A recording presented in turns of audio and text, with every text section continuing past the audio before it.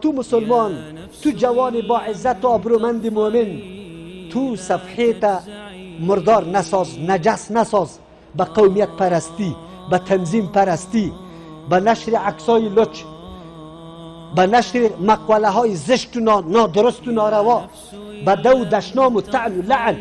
این صفحات تا بیارزش نساز، پر از گناه نساز که باقی میمانه، این باقی میمانه در صفحه. اطمینان داشته باش کدام کلام نشر میکنی، کلام حقیقت داره یا نه، فایده مند است. اگر کسی را مطالعه بکنه فایده میبینه یا نمیبینه. حلاوه میگیم حلاوه افغانی، یعنی عسل افغانی، شیرین بیری افغانی.